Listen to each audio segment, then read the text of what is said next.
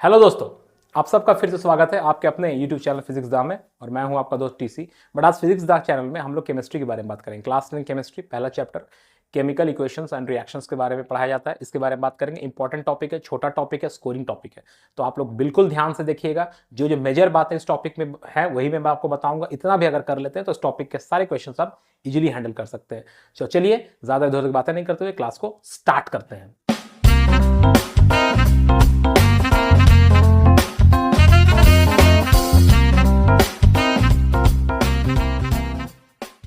तो हमारा टॉपिक है केमिकल रिएक्शंस एंड इक्वेशंस।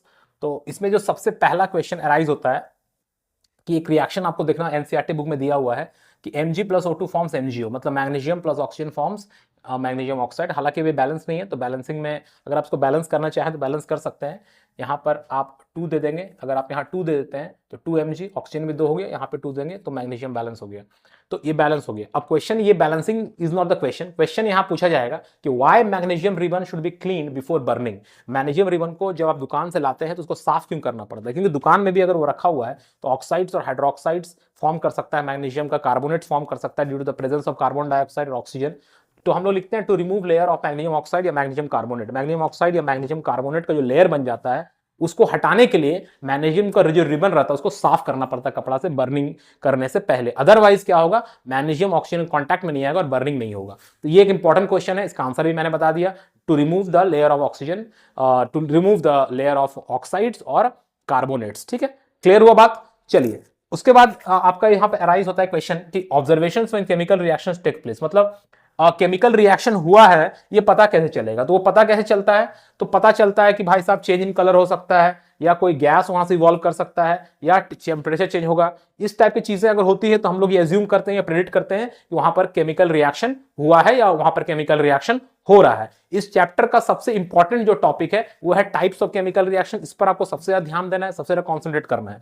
तो पहले आता है टाइप्स ऑफ केमिकल रिएक्शन।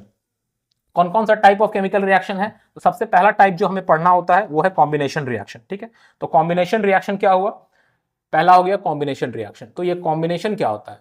तो कॉम्बिनेशन का मतलब समझ रहे हैं, कंबाइन करना, एक दूसरे के साथ मिलाना। ठीक है, नाम में ही मैंने हमेशा क्लास में कहता हूं, बच्चों को कहता हूं कि अगर आप किसी चीज का नाम को गहराई से समझते हैं या देखते हैं, ऑब्जर्व करते हैं, तो नाम के अंदर ही बहुत सारा आंसर आपका छिपा हुआ होगा। तो कॉम्बिनेशन मतलब कंबाइन। कंबाइन का मतलब क्या होता है? जैसे आपके पास मान लीजिए कि ए और बी दो दो एलिमेंट्स हैं, दो केमिकल्स हैं, दो कंपाउंड्स हैं, दो मॉलिक्यूल्स हैं, ये कंबाइन करके एक मॉलिक्यूल बना देगा A B. So that means it is a combination reaction. ठीक है, ये हो गया कॉम्बिनेशन रिएक्शन। इस तरह का दिखेगा, इसका फॉर्मेट ऐसा होगा, कॉम्बिनेशन रिएक्शन का फॉर्मेट ऐसा होगा। दैट मींस जैसे कि फॉर एग्जांपल अगर हम कैल्शियम ऑक्साइड लेते हैं और इसको वाटर के साथ रिएक्ट कराते हैं तो ये क्या बना देगा? ये बना देगा कैल्शियम हाइड्रोक्साइड। नाउ यहाँ पे दो हमारा कंपाउंड था, एक कैल्शियम ऑक्साइड था और वाटर का मॉलिक्यूल था, तो दोनों कंबाइन होकर एक कंपाउंड बना दिया कैल्शियम हाइड्रोक्साइड। सबका नाम आपको पता होगा, कैल्शियम ऑक्साइड कहते हैं इसको, वाटर कहते हैं, कैल्शियम हाइड्रोक्साइड कहते हैं। अब ये बैलेंस है कि नहीं एक बार देख लिया जाए। एक दो ऑक्सीजन है, दो ऑक्सीजन है, हाइड्रोजन में दो है, बैलेंस्ड है, ये ऑलरेडी बैलेंस्ड है। ठीक है, this reaction is already balanced, this is already balanced. So balance करने की जरूरत नहीं है। सो ये किस तरह का एग्जाम्पल हुआ? ये एक एग्जाम्पल हुआ आपका किस तरह का रिएक्शन का? कॉम्बिनेशन रिएक्शन का। बस यहाँ पर एक और ध्यान देना है, बहुत इंपॉर्टेंट चीज यहाँ पे एक ध्यान देना है, ये एक एक्सोथर्मिक रिएक्शन भी है। यही एग्जाम्पल एक किस चीज का एग्जाम्पल भी है? एक्सोथर्मिक एग्जाम्पल भी है, एक्सोथर्मिक रिएक्शन का भी एग्जाम्पल है। अब एक्सोथर्मिक रिएक्शन का मतलब क्या होता है दोस्तों? एक्सोथर्मिक, एक्सो मतलब होता है निकलना, तो क्या निकल रहा है? Thermic, thermal. जैसे मैंने कहा ना कि नाम से ही बहुत कुछ पता चल जाएगा। क्या नाम से पता चल जाएगा? एक्सो मतलब क्या होता है? एक्सो मतलब होता है निकलना, थर्मिक मतलब होता है हीट, हीट निकल रहा है। ये आपको याद होगा कि जब हम लोग घर में आपका जो पोचाड़ा होता है, चूना, तो कैल्शियम ऑक्साइड को हम लोग जब पानी में मिलाते हैं तो बुड़ निकलता है, गैस निकलता है और आपको लगता है वहां से हीट निकल रहा है। That is this reaction. So ये एक एक्सोथर्मिक रिएक्शन है, इसलिए आप यहाँ पर दिखा सकते हैं कि यहाँ पर हीट भी निकल रहा है, यहाँ पर हीट लिख भी सकते हैं। सो इस रिएक्शन में क्या हो रहा है? हीट निकल रहा है। So this is an exothermic reaction. तो अगर आपको एग्जाम में पूछा जाए give an example of exothermic reaction, तो आप ये एग्जांपल देख सकते हैं। ठीक है, और आप बर्निंग ऑफ कोल, जैसे मान लीजिए calcium plus carbon plus oxygen अगर आप लेते हैं, ठीक है, कार्बन प्लस ऑक्सीजन क्या बना देगा? एक्सेस ऑक्सीजन अगर है तो ये कैल्शियम ऑक्साइड बना देगा। तो ये भी एक तरह का कॉम्बिनेशन रिएक्शन हो गया। तो इसमें भी हीट, इसमें भी क्या होगा? कार्बन अगर ऑक्सीजन के बर्न होगा तो यहां भी हीट निकलेगा। So this is again an example of exothermic reaction also. तो आपको याद रखना है, देखिए एक ही रिएक्शन दो काम हो गया, लोड कम करना है। यही एग्जांपल आप दे सकते हैं कॉम्बिनेशन रिएक्शन में भी, और यही एग्जांपल आप दे सकते हैं एक्सोथर्मिक रिएक्शन में भी। तो थोड़ा सा आपका लोड कम हुआ, ठीक है। तो समझ में आ रहा है यहां पे। अब नेक्स्ट हम लोग आते हैं कॉम्बिनेशन। कॉम्बिनेशन का उल्टा क्या होगा? कंबाइन हुआ, मिला। मिलने का उल्टा क्या होता है? टूटना। तो टूटने को हम लोग क्या बोलते हैं? डिकॉम्पोजिशन। टूटने का उल्टा क्या बोलते हैं? डिकॉम्पोजिशन। सॉरी, मिलने का उल्टा हो गया डिकॉम्पोजिशन। कॉम्बिनेशन का मतलब क्या हो गया दोस्तों? कॉम्बिनेशन का मतलब हो गया मिलना, और डिकॉम्पोजिशन का मतलब हो गया टूटना। तो अब तोड़ना है भाई, तो कैसे तोड़ेंगे? तोड़ने के लिए कुछ हथियार चाहिए ना, अपने आप कुछ टूट जाएगा क्या? मान लीजिए आपके पास एक कोयला का ढेर है, या पत्थर है, या कोई भी चीज है, उसको तोड़ना है। तो तोड़ना है तो उसमें हैमरिंग करना होगा, तोड़ना होगा, फोड़ना होगा, ताकत लगाना होगा, एनर्जी देना होगा। तो यहां पे एनर्जी चाहिए। तो एनर्जी हम किस किस फॉर्म में दे सकते हैं? एनर्जी हम लोग हीट के फॉर्म में दे सकते हैं, है ना। हम लोग लाइट के फॉर्म में भी दे सकते हैं, लाइट का मतलब हो गया सनलाइट। और हम लोग किसके फॉर्म में दे सकते हैं? हम लोग इलेक्ट्रिसिटी के फॉर्म में भी दे सकते हैं। तो तीन तरह से मोटा मोटा हम लोग को समझना है कि हम लोग एनर्जी दे सकते हैं, एनर्जी देकर तोड़ सकते हैं केमिकल्स को। जैसे फॉर एग्जांपल, अगर हम लोग कैल्शियम कार्बोनेट लेते हैं, कैल्शियम कार्बोनेट को अगर हम लोग हीट करते हैं, तो ये क्या हो जाएगा? Calcium oxide plus carbon dioxide में टूट जाएगा। ये भी ऑलरेडी बैलेंस है। तो ये किस तरह का रिएक्शन हो जाएगा? ये थर्मल हो जाएगा, थर्मल डिकम्पोजिशन। थर्मल मतलब हीट के मदद से। This is thermal decomposition. ये हो गया थर्मल डिकम्पोजिशन, ठीक है, जो कि हीट के मदद से ये टूट रहा है, ठीक है। So this is thermal decomposition. दूसरा क्या हो सकता है? जैसे लाइट। तो लाइट में हम लोग कैसे करते हैं? जैसे AgCl, silver chloride. Silver chloride अगर सनलाइट के प्रेजेंस में इसको छोड़ दिया जाए, सनलाइट के प्रेजेंस में, तो ये सनलाइट के प्रेजेंस में क्या कर देगा? ये सनलाइट के प्रेजेंस में टूट जाएगा। Ag मतलब सिल्वर प्लस Cl2। इसको बैलेंस करने के लिए क्या करना पड़ेगा? यहां 2 देना पड़ेगा, यहां 2 देंगे तो यहां भी 2 देना पड़ेगा, है ना। तो बैलेंस हो जाएगा 2 सिल्वर 2 सिल्वर, 2 क्लोराइड 2 क्लोराइड। तो देखिए सिंपल है, बात समझ में आए। ये रिएक्शन बहुत इंपॉर्टेंट है, because this reaction is used in photography. जो आप नेगेटिव देखते थे पहले, अभी तो खैर डिजिटल फोटोग्राफी आ गया, लेकिन जब नेगेटिव बनता था उस समय इस रिएक्शन को फोटोग्राफी में यूज किया जाता था। तो ये छोटी छोटी बातें आपको याद रखनी दोस्तों। मान लिया आपको रिएक्शन दे देगा कि एक रिएक्शन है जो फोटोग्राफी के लिए यूज होता है, तो आपको उस रिएक्शन के बारे में कुछ क्वेश्चन पूछा जाएगा, वो रिएक्शन को लिखिए। तो आपको ये छोटी छोटी बातें याद रहेगी, तो बहुत सारा आप चीजें को इजीली टैकल कर लेंगे। ज्यादा बड़ी बड़ी बातें आपको याद रखने की जरूरत नहीं है, ठीक है। ब्लैक एंड व्हाइट फोटोग्राफी में इसको यूज किया जाता था। ये भी आप लिख सकते हैं, ब्लैक एंड व्हाइट फोटोग्राफी में इसको यूज किया जाता था। क्लियर? तो ये एग्जांपल हो गया डिकम्पोजिशन रिएक्शन का।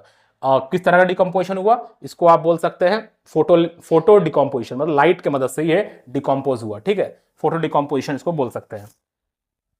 उसके बाद जो थर्ड है, जो इलेक्ट्रिसिटी की मदद से होगा, इसको हम लोग इलेक्ट्रोलाइसिस कहते हैं, ठीक है। जैसे वाटर, वाटर से अगर हमको हाइड्रोजन ऑक्सीजन अलग करना है, तो हीट करने से हाइड्रोजन ऑक्सीजन अलग होगा?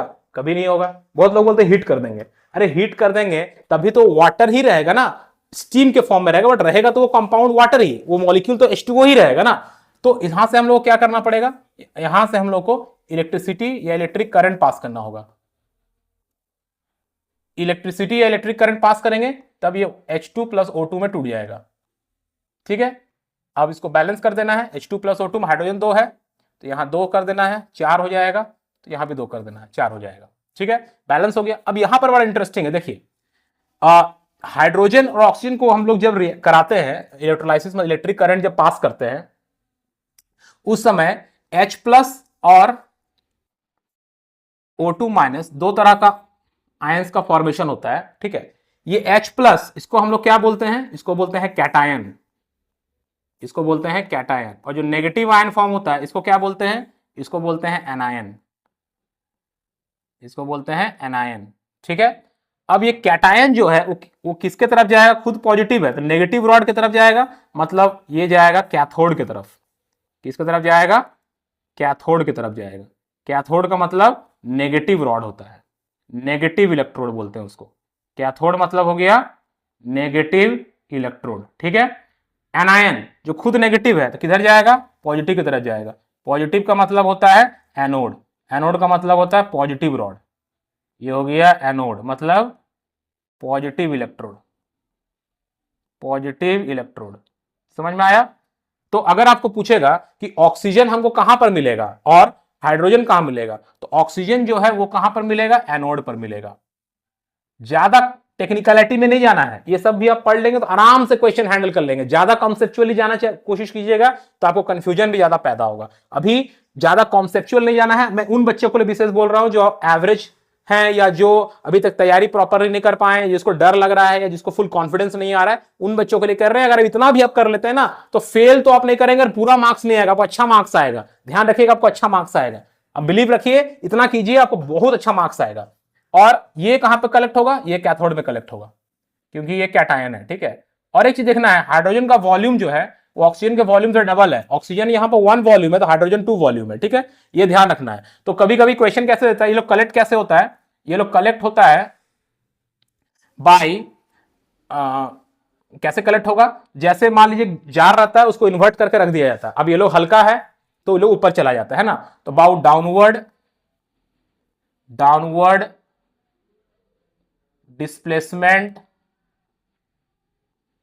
Of water, by downward displacement of water ये लोग कलेक्ट होता है। तो जैसे मान लीजिए कि ये 2 ट्यूब है, एक ट्यूब ऐसे रहेगा, एक ट्यूब ऐसे रहेगा, तो इसमें मान लीजिए ऐसे है, इसमें मान लीजिए ऐसे है, तो आपको पूछेगा कौन सा ट्यूब में हाइड्रोजन है और कौन सा ट्यूब में ऑक्सीजन है। तो आप इस रिएक्शन में देख रहे हैं, ऑक्सीजन का अगर 1 वॉल्यूम रहेगा तो हाइड्रोजन का 2 वॉल्यूम रहेगा। मतलब इस ट्यूब में हमारा हाइड्रोजन गैस है ना, इस ट्यूब में हाइड्रोजन गैस है और इस ट्यूब में ऑक्सीजन गैस है।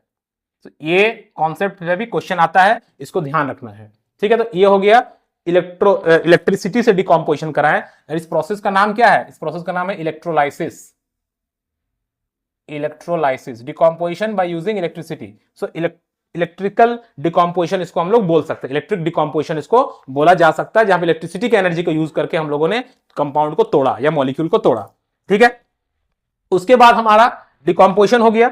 नेक्स्ट हमारा जो रिएक्शन आता है वो होता है डिस्प्लेसमेंट रिएक्शन, ठीक है। Next reaction is displacement reaction. Okay, चलिए आते हैं डिस्प्लेसमेंट रिएक्शन में।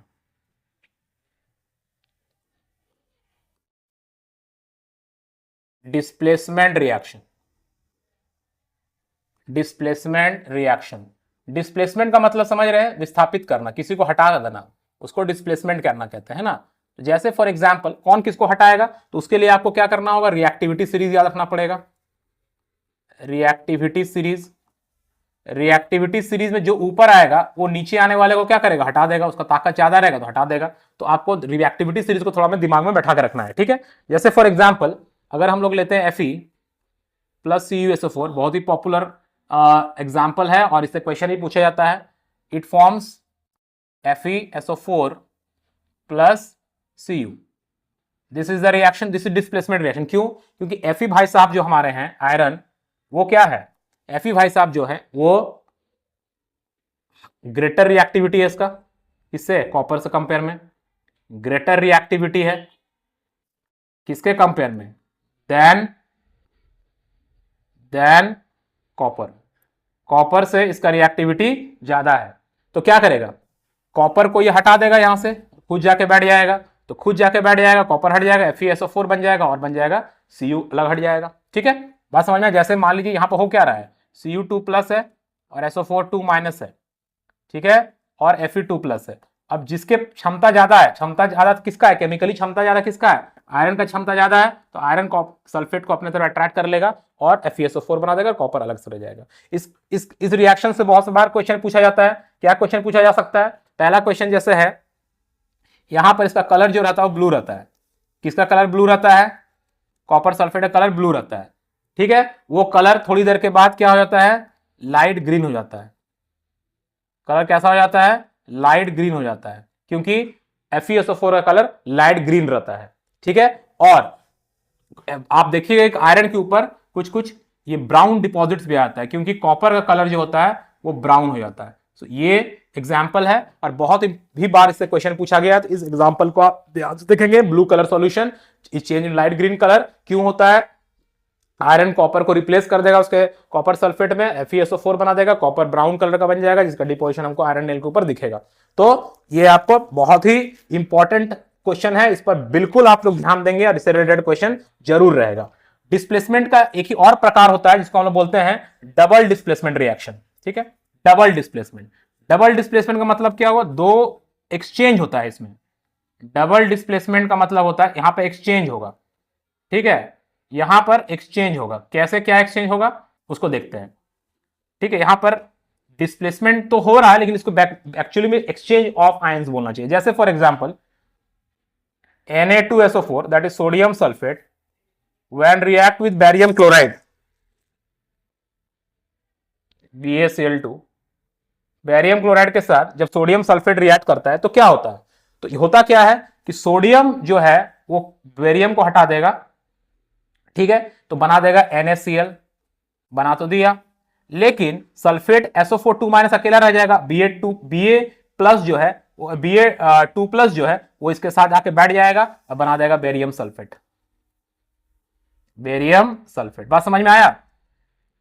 सोडियम Na प्लस चला गया क्लोरीन के साथ, सल्फेट अकेला रह गया, बेरियम इसके साथ आ गया। ठीक है, तो ये हो गया डबल डिस्प्लेसमेंट, दोनों एक्सचेंज किया, ये इसके साथ चला गया, ये इसके साथ चला गया, तो यहां एक्सचेंज हो रहा है। So it is called a double displacement reaction. यहां पर क्या होता है, बेरियम सल्फेट का एक इंपॉर्टेंट प्रॉपर्टी है कि ये पीपीटी बनाता है। पीपीटी मतलब पावर पॉइंट प्रेजेंटेशन नहीं, पीपीटी मतलब प्रेसिपिटेट, नीचे जाके वो सेडिमेंट कर जाता है, बैठ जाता है। किस तरह का पीपीटी बनाता है, याद रखिएगा, व्हाइट पीपीटी बनाता है। तो बेरियम सल्फेट कैसा प्रेसिपिटेट बनाता है, व्हाइट। तो कभी कभी आपको हिंट समझने में आसानी होगा, कभी कभी ऐसा क्वेश्चन देता है ना, white precipitate is formed when a compound X reacts with compound Y। इस टाइप का क्वेश्चन में आपको ये हिंट मिल जाएगा, व्हाइट प्रेसिपिटेट मतलब बेरियम सल्फेट होता है। तो इस टाइप का क्वेश्चन रहेगा, बहुत इंपॉर्टेंट है ये भी रिएक्शन। ये दोनों रिएक्शन पर आपको बहुत दिमाग लगा ध्यान देना है, बिकॉज ये दोनों बहुत इंपॉर्टेंट है आपके 10th के बोर्ड के एग्जाम के लिए। ठीक है, चलिए आगे बढ़ते हैं। And the next is very very important, that is redox reaction. Reaction का नाम क्या है, रेडॉक्स। अब इसमें भी दो वर्ड छिपे हुए हैं, पहला है रिडक्शन और दूसरा है ऑक्सीडेशन। ठीक है, डेशन का मतलब क्या होता है, ऑक्सीडेशन मतलब ऑक्सीजन ऐड करना, एडिशन, किसका एडिशन, ऑक्सीजन का addition, addition of oxygen. Okay, and reduction का मतलब होता है जस्ट उसका उल्टा, that is removal of oxygen, removal of oxygen. एक और चीज ध्यान देना है, रिमूवल ऑफ ऑक्सीजन बोलिए या एडिशन ऑफ हाइड्रोजन भी आप बोल सकते हैं, एडिशन ऑफ हाइड्रोजन, तब भी वो रिडक्शन होगा। और एडिशन ऑफ ऑक्सीजन बोलिए या रिमूवल ऑफ हाइड्रोजन भी हो सकता है, रिमूवल ऑफ हाइड्रोजन। ठीक है, तो ये है ऑक्सीडेशन रिडक्शन, दोनों एक साथ होता है, क्योंकि कोई ऑक्सीजन लेगा, कोई ऑक्सीजन लेगा तो कोई ऑक्सीजन देगा, तो जो ऑक्सीजन दे रहा है वो रिड्यूस हो जा रहा है और जो ऑक्सीजन ले रहा है वो ऑक्सीडाइज हो जा रहा है। सो ये दोनों एक साथ होगा। ठीक है, जैसे बहुत सारे एग्जांपल आप देख सकते हैं, जैसे मान लीजिए copper oxide react with hydrogen, so it forms copper plus H2O। तो यहां क्या हुआ, ऑक्सीजन पहले किसके पास था, ऑक्सीजन जो था वो पहले कॉपर के पास था, तो ऑक्सीजन यहां से निकल गया, है ना, कॉपर अकेला हो गया, हाइड्रोजन ऑक्सीजन को ले लिया। सो ये हो गया रिड्यूस्ड, ये हो गया रिड्यूस्ड और ये हो गया ऑक्सीडाइज्ड, ऑक्सीडाइज्ड। ठीक है, तो इस तरह का बहुत सारे एग्जांपल मिलेगा ऑक्सीडेशन और रिडक्शन का, रिडक्शन से लेके, जैसे zinc oxide when react with carbon it form Zn plus CO। तो जिंक ऑक्साइड क्या हो गया, ये रिड्यूस हो गया, ये रिड्यूस हो गया क्योंकि उसमें ऑक्सीजन निकल गया, और ये ऑक्सीडाइज हो गया, ये हो गया ऑक्सीडाइज। अब यहां पर एक चीज और ध्यान देना है, जो खुद रिड्यूस हो रहा है, जो खुद रिड्यूस हो रहा है, कौन रिड्यूस हुआ, जिंक। ये जिंक जो है, जिंक ऑक्साइड जो है, ये ऑक्सीडाइजिंग एजेंट है, ये किसी को ऑक्सीडाइज कर रहा है जो खुद रिड्यूस हो रहा है, तो दिस इज ऑक्सीडाइजिंग एजेंट। और जो खुद ऑक्सीडाइज हो रहा है वो ऑक्सीजन हटा रहा है, तो वो खुद रिड्यूसिंग एजेंट होगा। मतलब यहां पर कार्बन हो जाएगा रिड्यूसिंग एजेंट, कार्बन क्या हो जाएगा, रिड्यूसिंग एजेंट हो जाएगा। ठीक है, कार्बन हो जाएगा रिड्यूसिंग एजेंट, क्लियर, कार्बन हो जाएगा रिड्यूसिंग एजेंट। क्यों कार्बन रिड्यूसिंग एजेंट हो जाएगा, क्योंकि कार्बन जो है जिंक ऑक्साइड में से ऑक्सीजन को हटा दिया, जो खुद ऑक्सीडाइज होगा वो रिड्यूसिंग एजेंट होगा, जो खुद रिड्यूस होगा वो ऑक्सीडाइजिंग एजेंट होगा। इस तरह का बहुत सारे एग्जांपल है, आप उसको देख सकते हैं। फिर आता है रैंसिडिटी, कोरोजन और आपका जंग लगता है उसको क्या बोलते हैं, रस्टिंग। चलिए ठीक है, तो रैंसिडिटी क्या होता है, रैंसिडिटी क्या होता है, जो भी मान लीजिए तेल से पका हुआ सामान होता है, जैसे चिप्स वगैरह होता है या तेल से पका हुआ सामान होता है, वो क्या करता है, वो लोग ऑक्सीडाइज कर जाता है, ऑक्सीजन के कॉन्टैक्ट में आने से वो लोग ऑक्सीडाइज कर जाता है। आप देखे होंगे चिप्स वगैरह या जो आपके घर में मूढ़ी आता होगा या मिक्सचर आता होगा, वो मूढ़ी मिक्सचर या उस तरह का जो सामान है, अगर उसको आप एयर टाइट कंटेनर में नहीं रखेंगे तो वो मिहा जाता है, बोलते हैं ना, वो क्या कैसा लगता है, खाने में ठीक लगता है, उसको क्रिस्पीनेस जो रहता है वो खत्म हो जाता है, हम लोग मिहा गया, वो बंगला में उसको बोलते हैं मिहा जाना, हिंदी में क्या बोलते हैं, हिंदी में भी कुछ इस तरह बोलते होंगे, मिहा गया या क्रिस्पीनेस खराब हो गया, तो इस टाइप का वर्ड्स यूज होता है ना। वो जो क्रिस्प रहता है वो क्रिस्प रखे तो फ्राइड रहता है ना, वो फ्राइड रहता है, ऑक्सीजन के कांटेक्ट में आता है तो ऑक्सीडेशन हो जाता है उसका, और ऑक्सीडेशन होने से वो उस तरह से खराब हो जाता है और उसमें से स्मेल भी आने लगता है, ठीक है। सो उसको बचाने, उसी चीज को हम लोग रैंसिडिटी कहते हैं, ठीक है। उसमें से फॉल स्मेल आने लगता है, वो ऑक्सीडाइज हो जाता है, उसका क्रिस्पीनेस खराब हो जाता है, तो उसी को हम लोग क्या कहते हैं, रैंसिडिटी। तो इसको ठीक करने के लिए हम लोग क्या करते हैं, उसको हम लोग एयर टाइट कंटेनर में रखना चाहिए, उसमें नाइट्रोजन गैस से फ्लश किया जाता है, पैकेट में नाइट्रोजन गैस से फ्लश कर दिया जाता है। जैसे आप देखते होंगे चिप्स वगैरह का जो पैकेट रहता है बहुत फूला फूला रहता है, लेकिन आपको लगता है इतना तो चिप्स नहीं है, तो लेकिन वो गैस अंदर उसमें नाइट्रोजन को फ्लश किया गया है ताकि नाइट्रोजन पहले ऑक्सीजन के कांटेक्ट में आ जाए और वो ऑक्सीजन के साथ रिएक्ट कर जाए, और जो खाने वाला सामान है ये ऑक्सीजन के साथ रिएक्ट ना कर पाए और इसका क्रिस्पीनेस रहे और इसमें स्मेल ना आए, इसीलिए इसको नाइट्रोजन से फ्लश किया जाता है। इसी जो प्रोसेस है, ये जो खराब हो जाता है खाना, ये जो फ्राइड सामान रहता है और उसमें से फाउल स्मेल आने लगता है, इसी को हम लोग रैंसिडिटी कहते हैं। कोरोजन क्या होता है, कोरोजन क्या होता है दोस्तों, कोरोजन का मतलब होता है कि जब, कोरोजन का मतलब क्या होता है, जैसे कोई भी मेटल जब मॉइस्चर के कांटेक्ट में आता है, ऑक्सीजन के कांटेक्ट में आता है, तो उसका हाइड्रोक्साइड या ऑक्साइड्स बना देता है, जिसके कारण वो मेटल का अपना जो नेचर है वो खत्म हो जाता है, वो मेटल खराब हो जाता है, मेटल इजीली टूट सकता है, तो इसी को हम लोग कोरोजन कहते हैं। और वही मेटल अगर आयरन रहता है, वही मेटल अगर आयरन रहता है, स्पेशली खाली आयरन रहता है और वो मॉइस्चर या ऑक्सीजन के प्रेजेंस में आता है, तो उसको हम लोग क्या बोलते हैं, रस्टिंग बोलते हैं। क्या बोलते हैं, जंग लगना, रस्टिंग। रस्ट का फॉर्मूला होता है Fe2O3.XH2O, ये this is the formula of rust, chemical formula of rust, इसको भी आपको याद रखना है, दिस इज केमिकल फॉर्मूला किसका, ऑफ रस्ट, ठीक है। ये रस्ट का केमिकल फॉर्मूला है Fe2O3.XH2O। तो इतना ही टॉपिक आपको इसमें पढ़ना है और इससे ज्यादा पढ़ना नहीं है, इतना भी अगर आप करते हैं तो आपको अच्छा मार्क्स आएगा इस टॉपिक से, इतना भरोसा रखिए और अपना तैयारी को और जोर से शोर से कीजिए। आज के आज इस चैप्टर को आप कंप्लीट कर लिए इस वीडियो को देखने के बाद, और जो भी एनसीईआरटी में क्वेश्चंस है, जो भी आपके सैंपल पर क्वेश्चंस है, उसको सॉल्व कीजिए, 100% वो बनेंगे अगर आप इतना चीज को दिमाग में रख लेते हैं और अच्छे से पढ़ाई करते हैं। अगर इस बेसिक कॉन्सेप्ट को बार बार देखिए इस वीडियो के थ्रू, जितना सिंपल भाषा में हो सकता है मैंने आपको समझाने की कोशिश किया। हाँ, इसमें एक चीज ध्यान रखना है, बैलेंसिंग द केमिकल इक्वेशंस को आपको सीखना है। अगर आपको बैलेंसिंग द केमिकल इक्वेशन में दिक्कत आता है तो जरूर कमेंट में बताएं, हम बैलेंसिंग पर एक छोटा सा वीडियो बना देंगे जिससे आपको बैलेंसिंग का प्रॉब्लम आपका सॉल्व हो जाएगा।